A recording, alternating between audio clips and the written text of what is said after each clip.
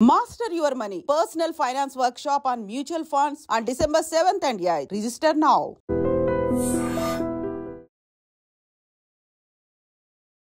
Hi hello నమస్తే welcome back to ఐడ్రా media. ఈరోజు మనతో ఉన్నారు స్టాక్ మార్కెట్ టెక్నికల్ అనలిస్ట్ అయిన గురుప్రసాద్ గారు. సార్తో మాట్లాడదాం. Hi sir. Hi sir.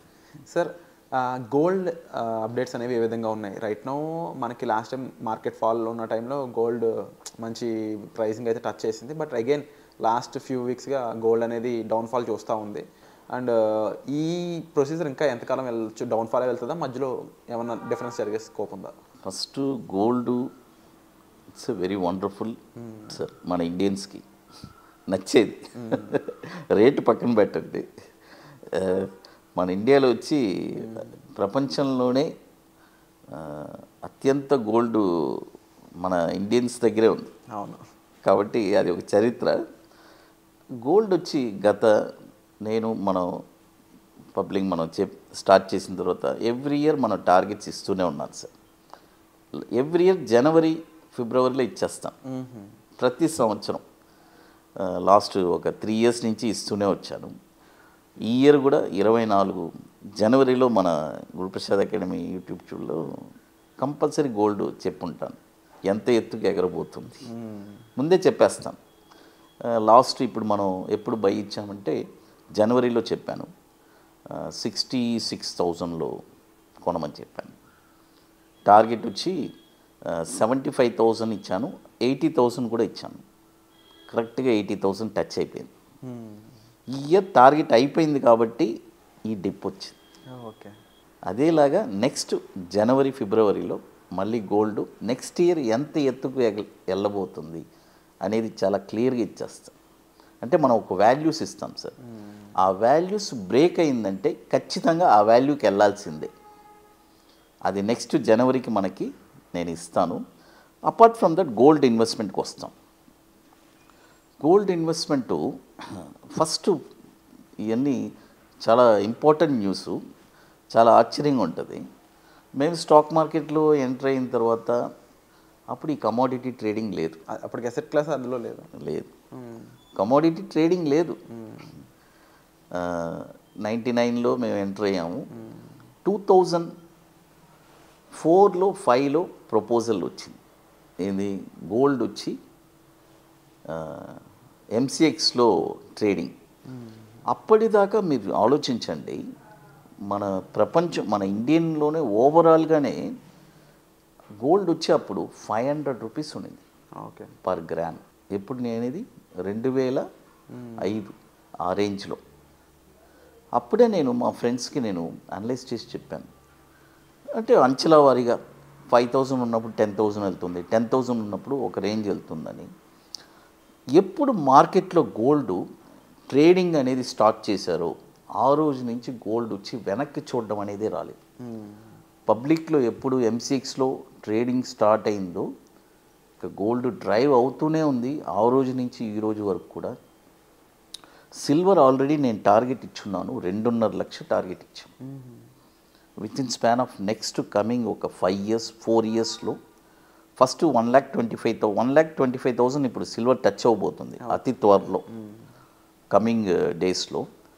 అది బ్రేక్ అయిందంటే 2,50,000 సిల్వర్ చూస్తుంది. గోల్డ్ వచ్చి next with in span of ఒక 1.5 yearలో 1 lakh టచ్ అవ్వబోతుంది. ఖచ్చితంగా గోల్డ్ వచ్చి బెస్ట్ ఇన్వెస్ట్మెంట్. అయితే ఏంటంటే చాలా ఓర్పు కావాలి, ఎందుకంటే ఇంతకుముందు వచ్చిన రిటర్న్స్ మనం ఎదురు చూడలేం. చూడండి, 5 రూపాయల నుంచి 10 రూపాయలు ఒక వస్తువు అవడానికి తొందరగా అయిపోద్ది. 1,00,000 నుంచి 2 లక్షలు అవ్వాలంటే చాలా టైం పడుతుంది. ఎట్లయినా మనకి ఎలా చెప్పాలంటే ఒక డీసెంట్ రిటర్న్స్ ఇస్తుంది. బట్ అయితే గోల్డ్ కూడా మన అసెట్ క్లాస్లో అదొక పార్ట్గా ఉండాలి. కొంత స్టాక్స్లో ఉండాలి, కొంత గోల్డ్లో ఉండాలి, కొంత రియల్ ఎస్టేట్లో, కొంత ఏదో మనకు కావాల్సిన ఇల్లు, మరీ కాకుండా మనకి ఏ అవసరమో అది ఉండాలి. మ్యాక్సిమం వచ్చి ఎక్కువ మనకి సంపాదించి పెట్టే మనం కామ్గా ఉన్న మన ఇన్కమ్ పెరగాలంటే ఒక స్టాక్స్లోనే పెరుగుతుంది, ఇంకెక్కడా లేదు. అండ్ ముఖ్యంగా సార్ గోల్డ్ విషయానికి వచ్చినప్పుడు ఏంటంటే మన మార్కెట్ హైలో ఉన్నప్పుడు గోల్డ్ అనేది డౌన్ ఫాల్ అవుతూ ఉంటుంది, గోల్డ్ డౌన్ ఫాల్ ఉన్నప్పుడు అది జనరల్ అది ఇది కామన్ అది.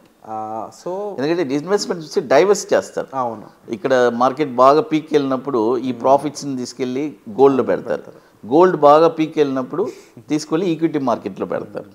సో ఈ బ్యాలెన్సింగ్ ఫ్యాక్టర్ అనేది ఎప్పుడూ రెండింటి మధ్యలో ఉంటూ ఉంటుంది. అయితే గోల్డ్ సంబంధించి మనకి మార్కెట్లో చూసుకుంటే ఇప్పుడు నాకు తెలిసి సోవరెన్ గోల్డ్ బాండ్స్ ఇంకా కొత్తదైతే అప్రూవల్ రాలేదు, బట్ వచ్చినట్లయితే దానికి ఎంత ఇంపార్టెన్స్ ఇవ్వచ్చు అంటారు? అంటే నేను ఒక బ్లైండ్గా ఒకటి చెప్పేస్తాను సార్, స్టాక్స్లో నాకు ఎక్స్పీరియన్స్ లేదు, నాకు ఇక దేంట్లో అనుభవం లేదండి అంటే బ్లైండ్గా గోల్డ్ కొనిపెట్టేయి, ఇక ఏం ఆలోచించవద్దు. బట్ ఏదైనా లాంగ్ టర్మ్ మీరు ఒక స్థలం కొనాలనుకుంటే గోల్డ్ కొనిపెట్టుకోండి, ఎందుకంటే గోల్డ్లో ఏం బెనిఫిట్ అని చెప్తాను. ఇప్పుడు రియల్ ఎస్టేట్లో మీరు వెళ్తారు, ఒక 50 లక్షలు ఒక ప్రాపర్టీ కొనాలంటే కొనాలన్నా తిరగాలి, మళ్ళీ అమ్మాలన్నా పెద్ద ప్రాబ్లం.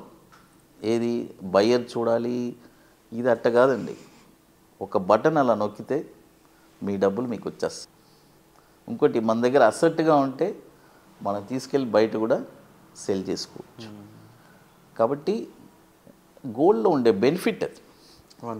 మనకంటూ ఒక సపోర్ట్, ₹1,00,00,000 గోల్డ్ ఉందంటే మన దగ్గర క్యాష్ ఉన్నట్టే కదా. ఇమీడియట్లీ అదే ₹1,00,00,000 ప్రాపర్టీ ఉన్నా కూడా మనం దాన్ని ఏం చేయలేము. Wonderful sir.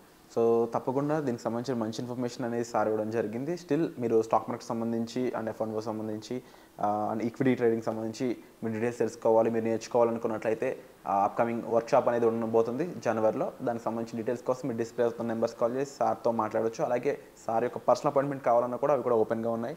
సో దానికి సంబంధించి కూడా మీరు డిస్ప్లే అవుతున్న నెంబర్స్ కాల్ చేసి డైరెక్ట్గా సార్ని అసోసియేట్ అవ్వచ్చు అనమాట. సో ఈ ఎపిసోడ్ నచ్చినట్లయితే లైక్ చేయండి, షేర్ చేయండి, సబ్స్క్రైబ్ చేసుకోండి. వచ్చే ఎపిసోడ్లో మళ్ళీ కలుద్దాం. Thank you so much sir. Thank you sir.